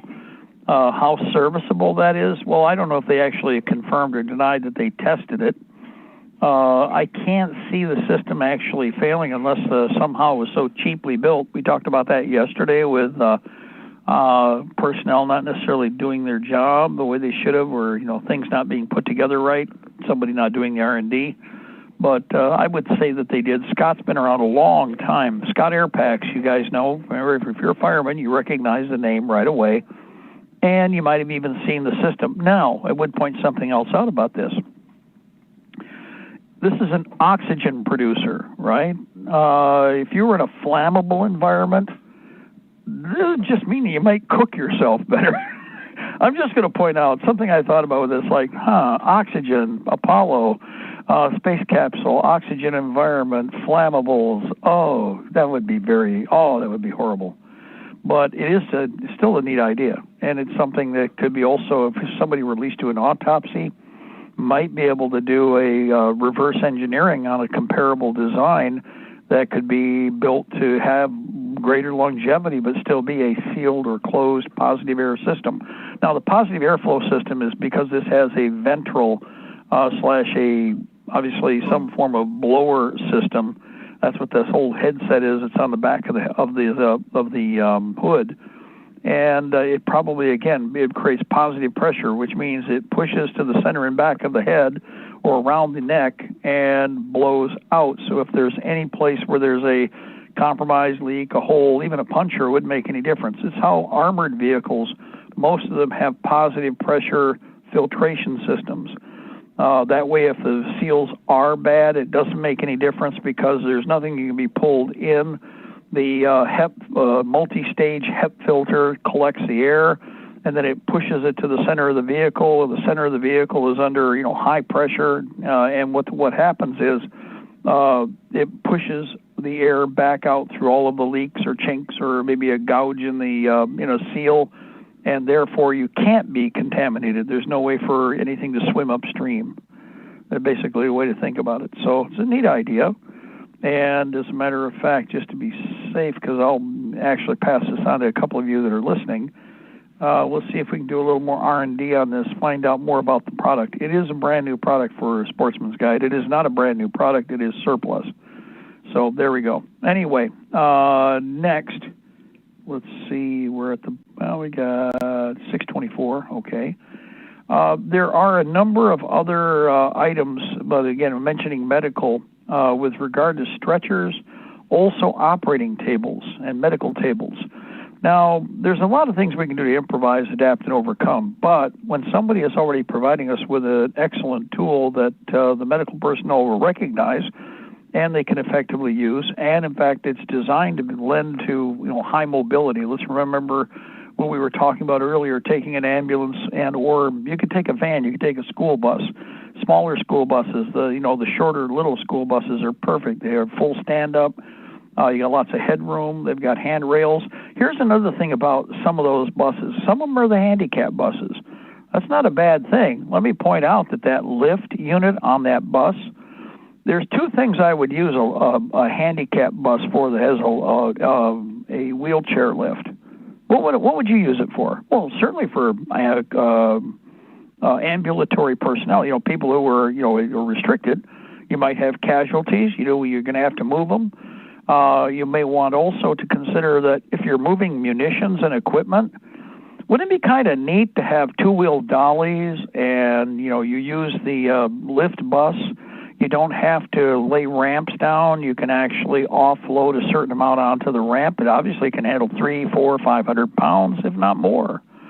So you could load up ammunition on that little platform, drop it down, roll it out real fast, have it actually loaded up, ready to go. You make your stop. You're doing a munitions drop, and the two-wheel dollies are already loaded up. You pop the doors open. You roll the dollies out. You drop the cargo. You put the dollies back in. You shut the doors. The truck goes. The lift is coming back up, and you're getting ready to reload to your second drop-off point, which is all going to be at high speed. Anybody understand some of the discussions we had and things that I demonstrated or wrote about in the Battle for the Republic series? I incorporated a lot of information on logistics or ideas about logistics and things that can be done or that have been done in the past that are very successful. Remember that your tactically dispersed supply system is going to also have to have a covert or a clandestine and a high-speed deployment system. I mean, the clandestine as in individual tactical resupply pods, for instance, for armored vehicles such as tanks. You're going to redeploy or pre-deploy the material. Units are going to come in. You stop. It's like Mario Andretti at the Indy 500. The idea is the pit crew, in other words, the load crew. Everybody's pitching in. Everything's done as quickly as possible. Each vehicle is, of course, tactically dispersed to a number of areas. You don't just drive up to one pool, which is a big primary target, but instead you pre-cache your supplies. Your supply unit goes out, pre-caches behind an operational unit. The unit is able to pull back or move to a certain point where it actually doesn't lose to a tactical advantage, but it stops. Everything is loaded up. That site isn't used again, but it's used for one time, and it's calculated that whatever's there is going on that vehicle, be it a tank, an APC, an armored truck, whatever it is. The support items left in the, under camouflage, under the brush, next to the road, the crew is going to be on standby. Everybody is thermally protected so that they're not an IR subject from above. When the vehicle pulls up, immediately everybody goes to work. The rounds are going to be handed off as quickly as possible. Loaders are going to do their job. Everybody is going to ensure, again, that they are familiar with the equipment and where it needs to go. So again, prior proper planning prevents piss poor performance. These are all things you can develop, but you need to be thinking ahead, and you need to think about them now. With the medical, especially where there are a number of different, actually stretchers. The one or two of them, one is British, which is kind of nice, but again, I think they're gone again. The particular unit folds into three, and it's actually designed to be both a summertime conventional stretcher, but it actually accommodates hookups for skis, so that you can actually make it a cold weather evacuation sled for moving a casualty. These are the kind of things you want to watch for, and they come out in spurts, and then they're going to be gone. Typically, they were built for a very specific purpose, very a particular unit, typically. And it's a matter of whether or not you just catch them at the right time when they come through. Otherwise, they're gone. They come and they go. And I think probably the best bet, this is like Coleman's, well, Coleman still does have, but I'm going to switch directions. If you go over to Colemans.com, www.colemans.com, Colemans.com, for anybody out there who's listening and making notes about where to go to pick up some of the things we're talking about. It's not the only place, but Coleman's is another surplus company, and they do a lot of medical. And so if you pay attention, they have operating tables, they have, here we go. Let's see if we can get it to work for us here. They do have, of course, transport bags, everything else. That's usual. That's stuff we expect. But they do have portable inspection beds, surgical beds. Also, again, a little different. They have to be a lot more adjustable. Medical cots, and these are designed to accommodate everything from fractured legs to damaged spine, or of course situating the casualty to keep them from creating any tension or undue stress, in another part, in an area that might, like the abdomen, that may have been damaged, rebuilt, repaired, whatever. So they adjust the technology accordingly. And there are a number of different pieces of equipment that are out there floating around, like I said, British, Czech, whatever, and they're really not that outrageously priced for what they are, okay? The most important thing is that you're going to have to pick and choose, for instance, like in the stretchers, the mobile stretchers, or semi-disposable. There are some that are actually designed to be quote-unquote disposable, but they're not. We're not going to be able to do that. Not going to be throwing anything out, just reverse. They're going to be breaking out the detergent and the bleach, and you're going to be scrubbing stuff off and cleaning it back up. But the technology that's out there is, again, more than serviceable, even if it's used. If it's used, it's probably been deployed with a unit, but not necessarily for actual medical application. It may have been beat around in transport.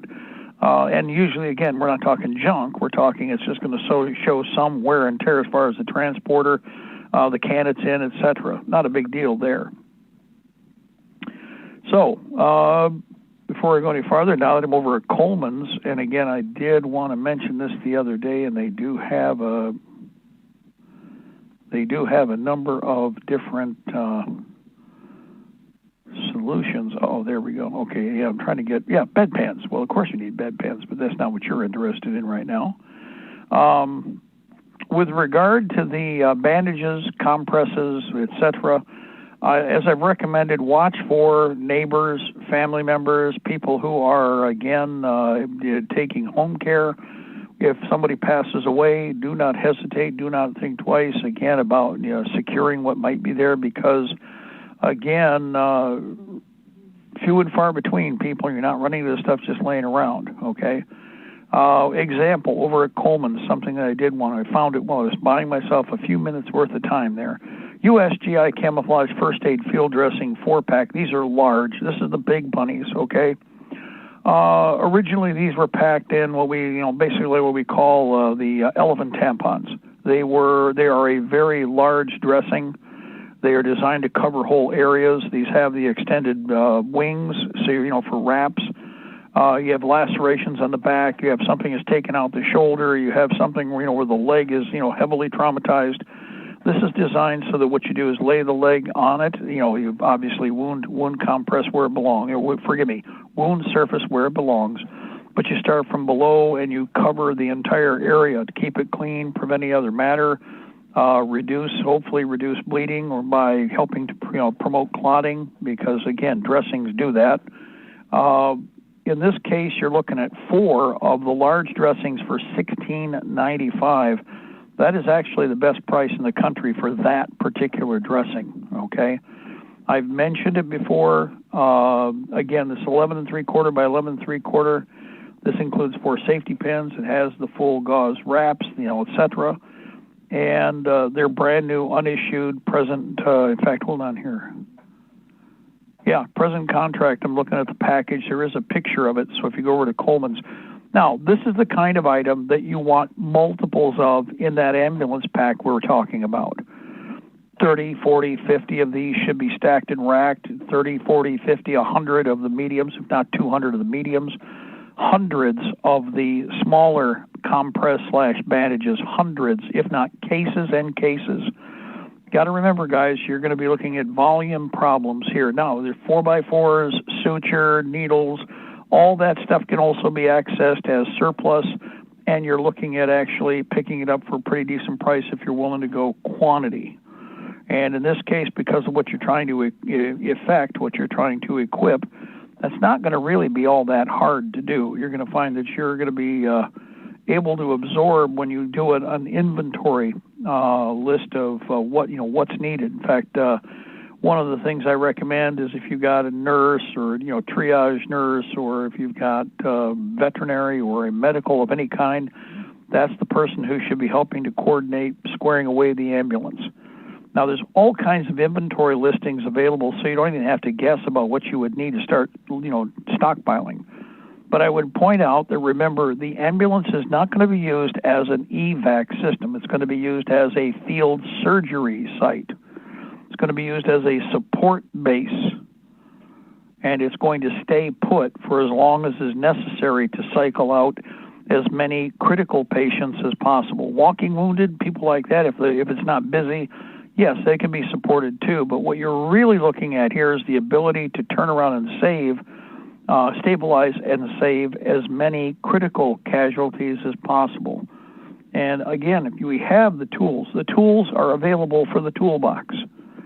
And this is as important a task as any of the infantry fighting units that we have, or any of our artillery units, or any of our armored units. Medical support is a high priority, and we need your help to do this. We need people right now that are listening could do this. Maybe, I don't think I can shoot somebody. Well, how about you can help save somebody's life? Can you handle that? I'll bet you can. So this is another reason that, again, for all of you that are listening, this is a definite solution to take care of one of the biggest problems that we have, which is immediate recovery of the casualty, and then the process of working them into our own medical infrastructure, taking them all the way back, turning the casualty around, and being able to put them back on their feet, and ideally they're coming back into the fight. That's something we need to accomplish. Do we have a caller? Just to be safe. Well, yeah, you had the hound trying to break in. Mark, shooting somebody is saving other people's lives. Well, it depends. I mean, should we be saving other people's lives? Well, the people's lives I want to save by shooting the people that I want to shoot works out really well for everybody. Well, that's true. In a way, I am preventing medical casualties by shooting the people who would try to shoot the people or mass execute the people that I love. So it is true that it's like preliminary medical support requires small arms fire. Or medical support prevention. There we go. We don't have to use it if we shoot the enemy first and we don't get shot. That would be our optimal condition. So I do agree with that, yes. Look at all of it technically is tied into our medical support system. We're preventing people from being hurt by getting rid of the people who thought they'd hurt us.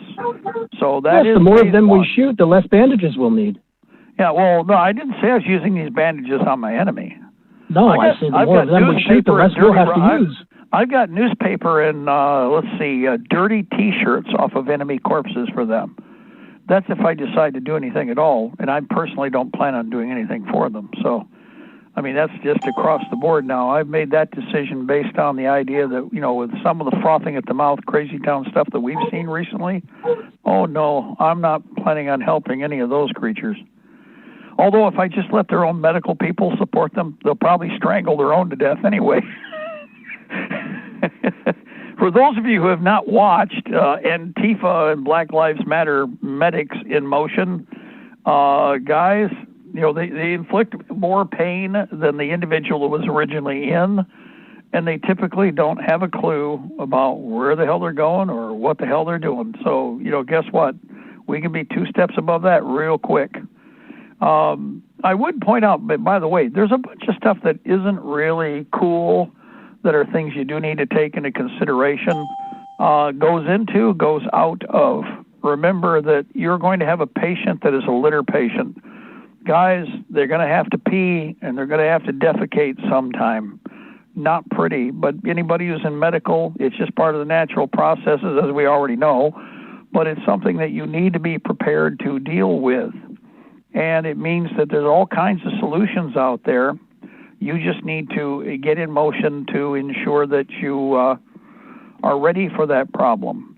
Bed pans, kidney pans, they used to call them kidney pans if you're not familiar with them. Now, those serve, mostly those are used for any number of waste product disposal. Example, you see kidney pans typically used. I mean, after all, they're sterilized if you're done right. But kidney pans are usually what you see. You'll be dropping extracted materials, debrided materials. If you have a casualty, you've got tissue or material that just is not going to heal. It's been turned into what basically looks like liver, or looks like it's, again, pulverized meat. The term is called debridement. It's where you take in a wound channel or an injured area, or let's say a traumatic amputation that is a tear, shred. The tissue that is at the end of that area of damage is going to typically have to be evacuated. It's going to be disconnected from the body. In that case, you have to have places to put this stuff. You don't just drop it on the ground, and we're not waiting for the dogs, right? Nom, nom, nom, nom, nom. That's not how it works, and we're not in medieval times. So you need to have in advance a plan. This is where old aluminum pans, old aluminum stock, a lot of stuff, if all else fails, can be pressed into service, but you do want a system. You don't just want ad hoc if you can help it. There's a reason for that. You can identify quickly what you are working with. Let me point out, just like we were talking about with reloading, or talking about with armor, or talking about with weapon systems, or even with your personal tactical gear, when it comes to any system in a military situation, especially in a critical life situation, guys, keep it simple, stupid, and make it readily identifiable so that minimal time is spent in acquiring what you need to keep someone alive. Remember that it's no different from any of your weapon systems with your medical technology. So you don't want things to be confusing. You don't want to make a mistake. Number one, critical inbound support is actually always at we're always at a minimum. We will never have enough of what we need to be comfortable. Now, the go out or the export component or the waste component, got tons of stuff for that. But we don't want to cross mix anything, and that can happen if everything you're making do and you're improvising and you don't have a system set up. And that's something we can't afford. Yeah, somebody's just mentioning, Mark, those bandages you mentioned. Yeah, I know the other ones are gone. I didn't even mention them. All of those smaller bandages at Coleman's are gone. There are some wound dressing packs, and the large dressing I just mentioned is available. But that's pretty much it. Everything's being eaten up. Everybody's buying this stuff for a reason. Everybody understands why they're buying it. Okay, they know full well why they're buying it. In fact, the only two items that I can see that they actually for sure have in stock, they have Swedish military bandages, 6 for $12.95, and they have U.S. GI camouflage first aid field dressing, 4-pack of large for $16.95. That's a steal. That's an excellent price. I mentioned it before, but I haven't mentioned it enough recently. So take advantage of those. If you're listening and you're a medic right now, grab 4 of those at least. You'll wish you had more later, but at least get 4 of these. Because for chest wound areas, major laceration points, perforations and shearings, anything where you have multiple hits in the same location area, say shotgun shred, shotgun blast, you're not going to try to cover individual pellet holes. You're going to take something like this and cover the whole area initially. You're just not going to be able to do it. What, are you going to use 100 little Band-Aids? Come on, think about it. Prior proper planning prevents piss-poor performance, and with medical support, that's especially critical.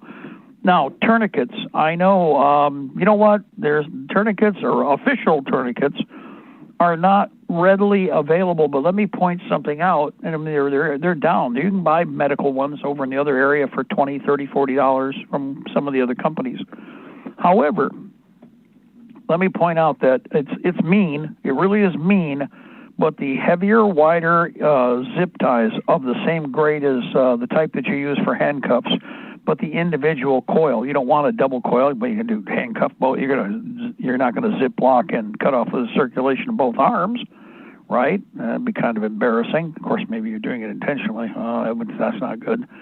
But the fact of the matter is that that will work as an emergency bulk number of tourniquets. It's not your first best choice, but I've argued this for years. You've got 3, 4, 5, 6, 7, 10 people. You had 4 official tourniquets available. You've used them. Now what do? I know how to do all the improvised with cloth. I can do it with belts. But why not have something right there on hand that allows me to stop that person from bleeding to death? All I need to do is buy time. I'm not going to leave necessarily what I'm using on, but there are a number of different tricks. The reason I bring this up is that at Coleman's or Sportsman's Guide or whatever, there are a number of different bulk cargo straps that are smaller that are really good cinch straps. They even have a fast release on them. And usually there are groups of 4, groups of 6, or groups of 8. And those would be great for, again, standby, put them into the utility big bag that Doc has dropped off by you. And Doc will figure it out real quick. Now, there's an advantage to cargo straps like that. You may also need to stabilize a leg break. You may have to stabilize or deal with an abdominal gut wound where you've got to try and keep the person in. Those large dressings I was just talking about, combined with using the larger, like 4-foot, 5-foot cargo straps, you got lots of extra material. Unless the guy's really big, and I don't think you'll find anybody that big. Fact of the matter is that it will help to keep everything where it belongs. You may have to stabilize, or you're trying to actually create, for instance, you have to do what is called it's a hip clamp, basically, but what it is like a big hip brace.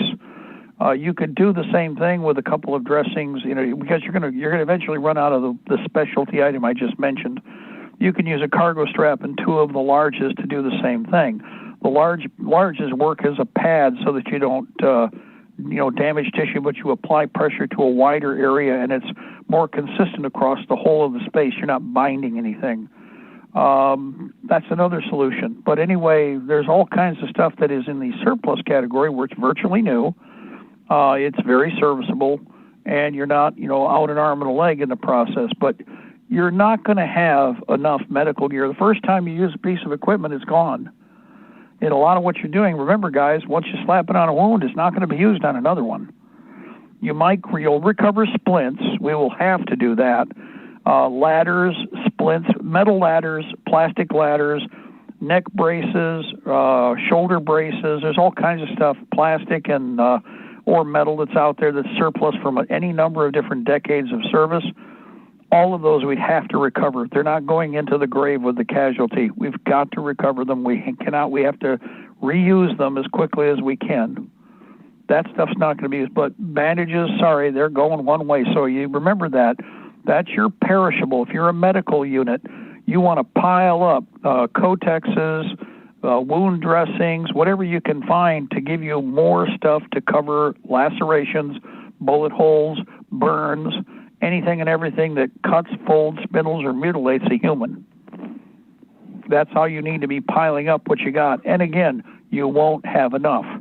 Now, here's another thing. And Doc Robinson, Doc told me years ago, and in fact, he had to do it with me a couple of times. Certain injuries, guys, you just have to scrub stuff out. It sounds horrible, and if you don't have painkiller, guess what? You get to bite the bullet on that one. But there's a lot of situations where we haven't even talked about this. You all think you're going to get a nice clean bullet wound. You're going to get a nice clean whatever. Okay, you get hit, you drop down, you're on gravelly dirt surface. You were trying to take cover. You didn't even know you were shot right away, or because, again, God blessed you with the ability to go into shock. However, you've done a good job of grinding all kinds of stuff into that shearing laceration that's on the side of your leg. By the way, it's also on your hip. And you got your arm, too. And you did a good job of not getting shot that second time, but you already got hit by a shrapnel, fragmentation, a shotgun blast, anti-personnel mine, take your pick.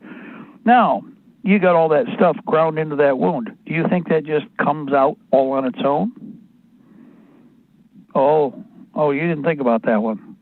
Well, I'm going to make you think about it. It's like chewing on tin foil. Yum, yum, yum, yum, crank it right over it. Then when the foil scrapes over your metal fillings and, oh, yeah, it's like fingernails on a chalkboard.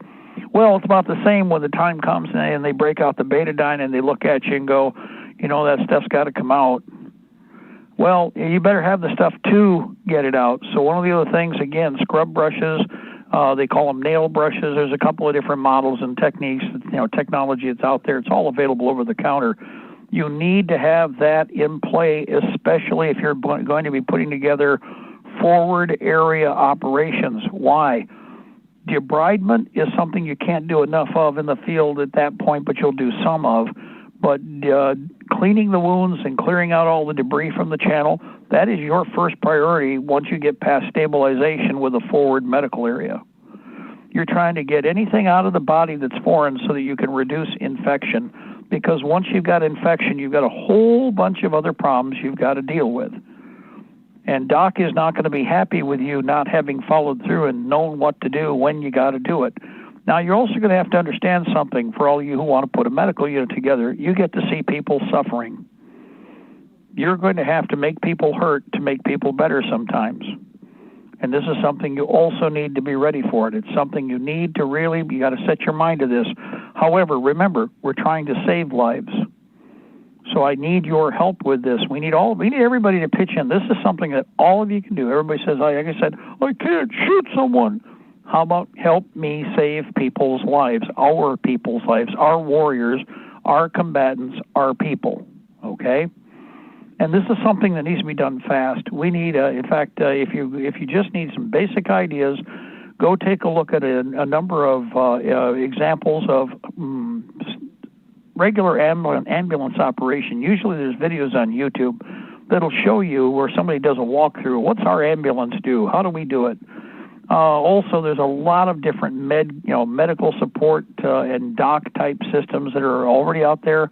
They're already videoed. You don't have to reinvent the wheel, but you can take a look at that and you go, well, I like what he did, but I'd have more of this based on hopefully what Mark said.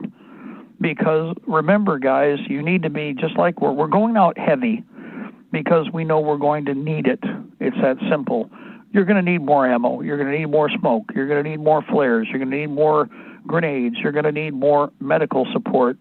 If we want to get our people off the battlefield alive, we've got to all be going heavy in every category, but especially when it comes to first personal medical support. We've talked about that in the past on the air. But now we're looking at a medical unit.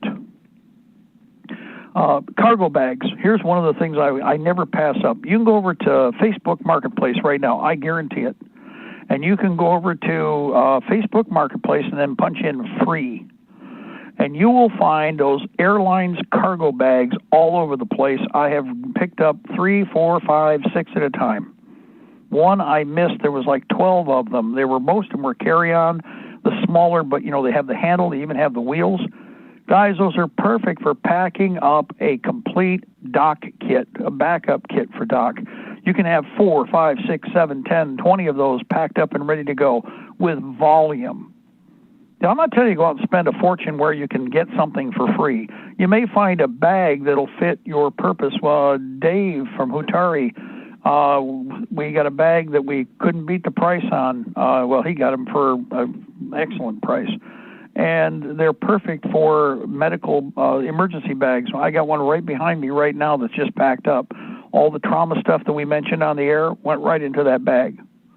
Everything that I've recommended for you, I bought. We already purchased more of. Do I have some of that? Oh, yeah, to my left I have a whole bunch of it.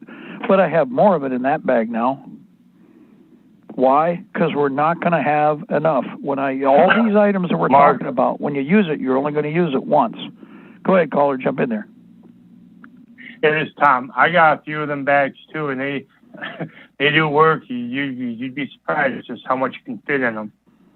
Exactly. In fact, and again, it's a uniform bag so that everybody knows when they see it. That bag is for that purpose. It's for a medical support bag, and that way there's no confusion. I put two boxes of them applesauces I get in one bag, and then that's how much they fit in there. And then I put a bunch of a bunch of other clothes like socks and shirts and stuff, and put them in there. Yep. So yeah, you can definitely put a lot of stuff in them. You can definitely put quite a lot of medical in there. And another thing I don't see a lot of people talking about putting in their thing: razors and shaving cream, toothpaste and toothbrushes. I don't hear enough people mentioning that stuff. And toothpicks. You gotta take care of your face and your teeth. Well, one of the things, again, remember the shaving items, although I should point that out, there's a different policy on shaving around a wound area now. You know, it used to be, traditionally, they would shave, we're going to shave you before we cut you. Now, they decided that they don't do, it depends on which school you're with right now, but they don't do a close shave. They actually do like a stubble cut.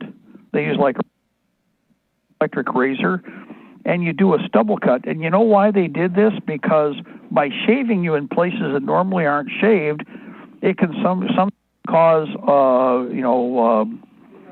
ingrown hairs and irritation. Well, that just creates more infections and problems in a wound area we didn't need. So what's interesting is what they've been doing now is they actually cut the hair like short, but it's like you still have like a one-day stubble. And this way the follicle doesn't get blocked up, the hair doesn't turn in or, whatever and cause other problems, and you don't have something else that's irritating the casualty that much more. Just thank you for bringing up, heads up on that one. That's an oblique, but it's still something that needs to be mentioned, and it's, again, do a study on the subject. Okay, there we go. That's what I was looking for. Bed, adjustable, field, hospital. This is, again, one of the surplus items over at Coleman's. It's over in the sales section. And they're $100 a piece, $99.95. But not only are these a bed, but these can be used as a field surgery table. They're not very sophisticated, but they are completely collapsible. They take up a minimal amount of space. If you want to use them as a field, like a mini MASH, like an aid station table, then if we had them on the ambulance, you would put 4, 5, or 6, depending on the size of the ambulance you have. They would be in rack stowage all together, bound together. When you deploy, you would actually establish outside with overhead cover an initial examination or prep area. If the individual is going to require forward area emergency surgery to, again, advance stabilize the patient, all of that would be done. So this is, again, one of the solutions. And there's a bunch of, Coleman's has more medical equipment than the average company out there. They are a real surplus company. So you will find a number of different items that are worthwhile. Again, take your time, go slowly through what they have, see what it is that makes sense for you, or what it is that, depending on what it is you have for a support vehicle. And you got to palletize this stuff too. You want to set it up so that this stuff is, again, compressed into its smallest size. It can't be bouncing around. You got to make sure that it's ready to be able to stow and go, basically, is the way to think about it. Now, one of the tricks for that, there are other bags and carriers and such that you can find, which is why if you see any odds and ends bags along the road, you should always pick them up. You never know when you're going to need something that size for something like what we're talking about here. There's a lot of unique carriers or things that people get rid of at yard sales. It's like a weird shape or a big bag. It's like, what would I do with that? Well, I wouldn't use it all the time, but I need something to put, say, those 4 or 5 medical tables in, and I want to make sure those medical beds don't bounce around, so I'm going to strap them together, and then I'm going to put them inside a bag with a couple of handles on each end, and that way 2 guys can pick them up and pull them right out of the vehicle and deploy them where they need to be, or at least get them out of the way. See how that works? So, again, palletization, everything in its place on the vehicle. Everybody needs to know where everything should be on the vehicle. That way, when the time comes and everything is reorganized and resituated back to where it belongs, everything is in its place, and a blind man could walk in there if they're with the unit and actually function. Preferably you're not blind, but in many cases it will be dark and we will not be illuminating the area. So yes, prior proper planning prevents piss poor performance, and you're fully cognizant of the environment. Here's an example. Vintage. I always love when we hear vintage, but wait a minute. Czech military enamel bedpan, $7.50. Now, it's not stainless. Yeah, well, I'll take enamel. It'll work. And again, the price is right. Not a real exciting subject. Bedpans. Yeah, well, hold on, more than that. Actually, Depend diapers, you should be grabbing all that you can. We do. Why? Well, a casualty is going to be on a stretcher. In many cases, he'll be passed out. He's not going to think about when he goes to the bathroom. So you better be ready to make sure that doesn't become a problem. Prior proper planning prevents piss-poor performance. Think ahead. God bless our republic. Death to the New World Order. We shall prevail, ladies and gentlemen. The empire's on the run. And we are on the march both day and night. Hoorah! Kick 'em the slats, beat 'em down hard. And we will be back in 1 hour. But meanwhile, Ed taking over. More Liberty Tree Radio coming up. And somebody's truck is in the shop for new tires. Okay? We'll see you all in a little bit.